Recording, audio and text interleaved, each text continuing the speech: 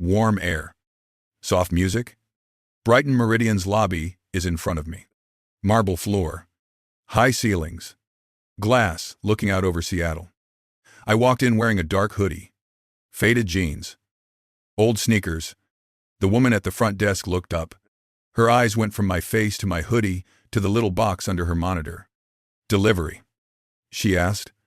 Her voice was even, trained, measured. "No delivery," I said. "I'm here for upstairs." She tilted her head. "Which floor?" "Executive level." Her fingers moved to the keyboard. She didn't type right away. She looked at my shoes. At the door behind me, then back to the screen. "Do you have an appointment?" "No," I said. A small pause. Long enough to feel it. "What's your name?" "Adrian Cole." She typed it in. I watched the reflection in the glass. Empty field. Empty result. "You're not in the system." She said, "I can wait." I answered. Her lips pressed together. "The executive floor is by appointment only." "I understand." I said, "I'll still wait." I stepped away from the desk. She followed me with her eyes for 2 steps. Then, they turned to the next person. The lobby was busy. Badges on lanyards. Suits are moving in straight lines. Doors opening with soft beeps. I sat on a leather couch. Hands on my knees. Phone still in my pocket. A security guard stood near a pillar. His hand was resting close to his radio.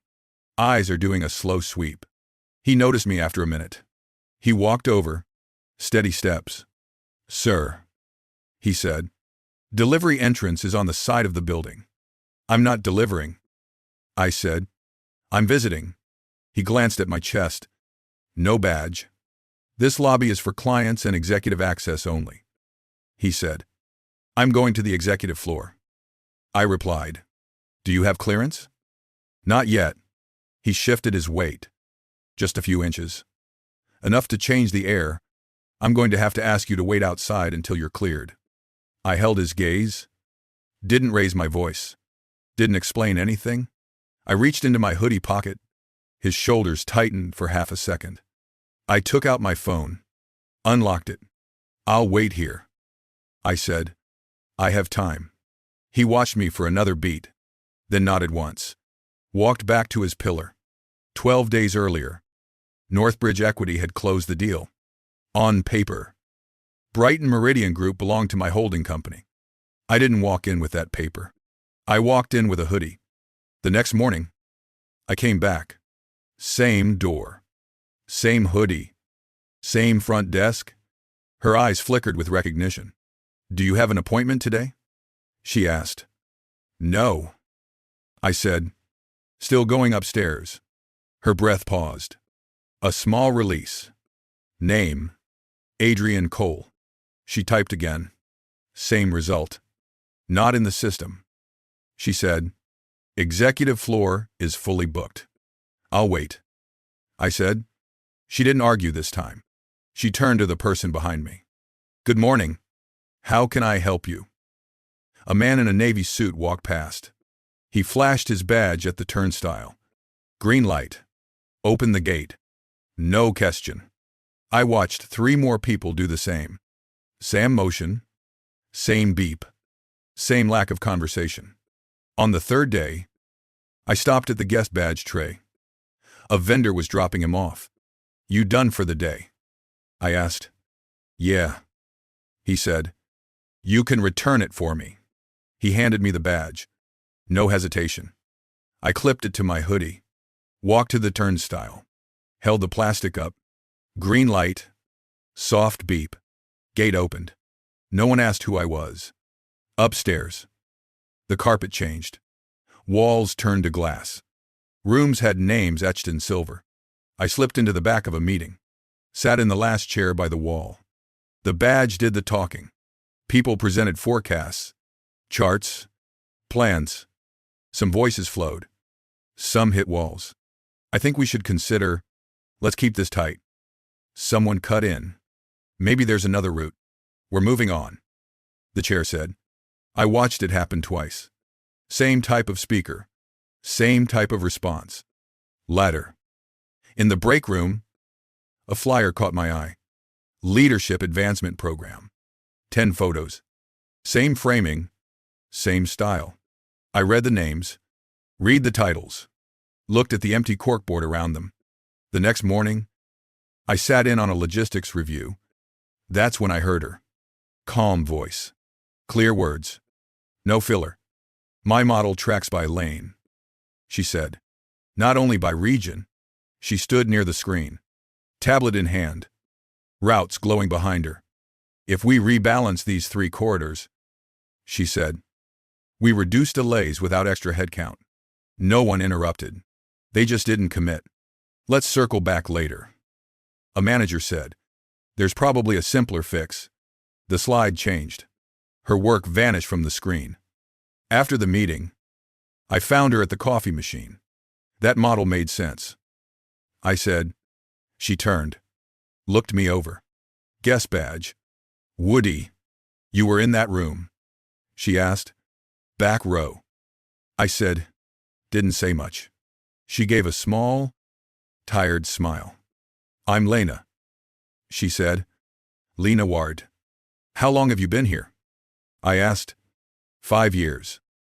She said. I've trained 3 people who now sign off on my work. She didn't sound surprised. Just finished. This place has a familiar pattern, she added. I didn't tell her who I was. Not yet. I just filed her sentence away, with everything else I'd seen in that building.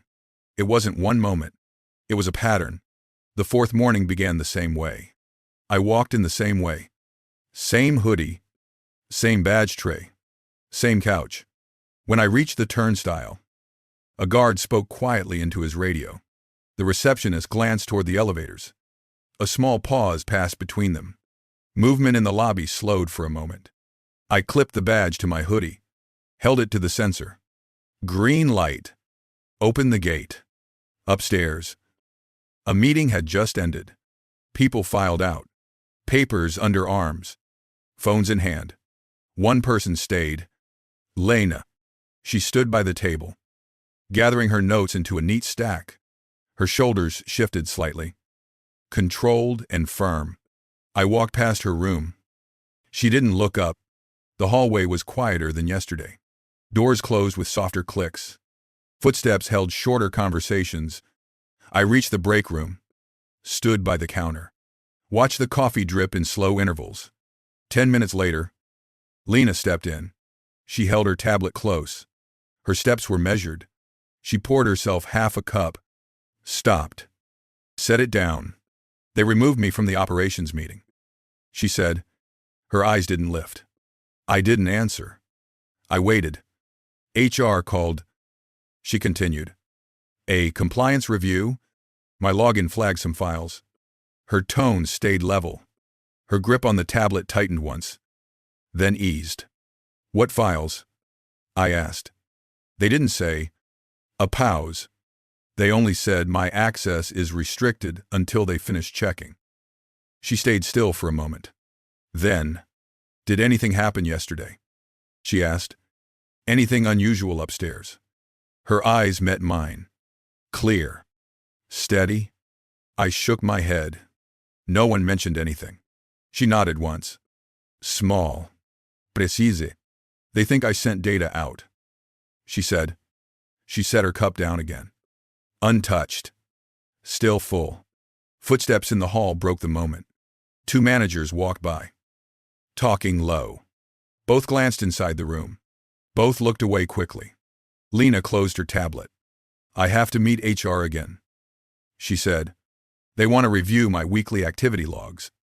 She walked out. Her steps are firm. Controlled. I stayed in the break room. Let the silence settle. My phone vibrated 2 minutes later. A message. From my integration team. Adrian. BM's IT department flagged unusual admin access again. Same pattern. Same terminal range. I read it twice. A door down the hall shut softly. Elevator chimes came less often. I left the break room. Walked the long hallway to the elevators. Pressed the button. Watched the numbers drop. When the doors opened, Miles Drayton was inside. He stood with a folder under his arm. Two analysts are behind him. Their eyes shifted when they saw me. Miles didn't step out. He held the door with one hand. "You're becoming a familiar face," he said. I didn't answer. I stepped inside. The door closed. The elevator rose. He looked straight ahead. Not at me. Not at the analysts. Just at the metal panel in front of him. A floor passed. Then another. "You've been on several levels this week," he said. His tone stayed steady, like he was noting floor numbers. "I move around," I said. He nodded once. A slow, controlled gesture. The elevator stopped. He stepped out, turned down the hall, did not look back. When the doors closed again, I stood alone. The mirror in the elevator reflected the badge on my hoodie. Someone else's name on it. The elevator hum filled the space. I left the building before noon. Walked 4 blocks to Belltown. Up to the apartment Northbridge rented for transitions. Inside, the room stayed quiet. Screens slept on the desk. Light from the window cut across the floor. I turned on one monitor, opened a secure folder, scrolled through system logs, timestamps, IP entries, user calls. A cluster of activity appeared near midnight. Admin level. Unregistered. Touching the same files Lena had been questioned about. I leaned back in the chair, hands still, back straight.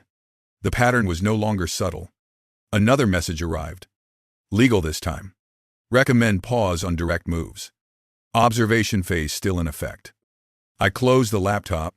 The room settled again. Systems reveal themselves in the gaps they fail to explain. The morning after the logs, I returned to Brighton Meridian. Same doors. Same marble. Same bright lobby. Shorter glances. Quieter steps. A brief pause when I walked in. I clipped a guest badge to my hoodie. Held it to the turnstile. Green light. Opened the gate. Upstairs. The halls were steady. Meetings are already underway. Screens glowing behind glass walls. Voices low enough to blend into a single hum. I walked toward the executive level. The carpet softened the sound of each step. A receptionist at the corner desk looked up, watched me pass, and looked back at her monitor. The badge wasn't meant to open the top floor, but when I tapped it against the reader, the lock clicked. The door opened. Inside, the boardroom lights were on. Papers arranged in clean stacks. Folders lined up along the table. Chairs are filling one at a time. It was the quarterly review. I took a seat along the side wall. The room didn't question me. The badge answered for me again. A few minutes later, Miles Drayton entered. He carried a folder under his arm, placed it at the head of the table, adjusted the microphone, cleared his throat. "We have several updates today," he said. "Let's begin with operational stability." He clicked a remote. A slide appeared. Colored bars. Numbers. Then the door opened again. I walked forward. Steps even, hands empty. No announcement. The room turned one face at a time. Miles paused mid-breath. I reached the open chair, pulled it out, placed it beside the head of the table. Sat down. Miles spoke first. "We're in the middle of a session." "I know," I said. "I have something to add." I placed a small drive on the table, tapped it once. An assistant connected it to the screen. A folder opened. Rows of timestamps appeared. Straight lines of system activity. "This log," I said, "shows edits made to internal reports after working hours." I pointed at a highlighted row. These changes were linked to the same files HR questioned yesterday. Pens stopped moving. Hands rested flat on the table. Another folder opened. Internal memos. Routing notes. Instructions sent across departments. "This message," I continued, "outlines delays to culture reviews. No board approval recorded." A low movement passed across the table. Chairs shifted. Postures changed. A third file appeared. Admin access logs. Unregistered account. Repeated attempts. Targeting restricted directories. This pattern occurred 3 nights in a row. I said, it aligns with the time HR flagged an employee for compliance. No name spoken. No accusation. Just data. Then the security footage was loaded. Hallway view. Interior server room. Door opening. A figure stepping inside. Timestamp matching the logs. The footage ended. No one spoke. The chairwoman, Miriam Stone, closed her folder. Mr. Drayton, she said quietly, please step away from the table. Miles lowered his hands, looked at the screen, then stepped back. No argument. No sound. 2 security staff stood near the door. Not moving. Just present. We will open a formal review immediately. Miriam said, this is a procedural matter. She turned to the board, motioned to initiate internal investigation. Hands raised. Unanimous. A staff member entered the room. Lena walked in behind her. She stopped when she saw the screen. Her access had been restored minutes earlier. Her files cleared.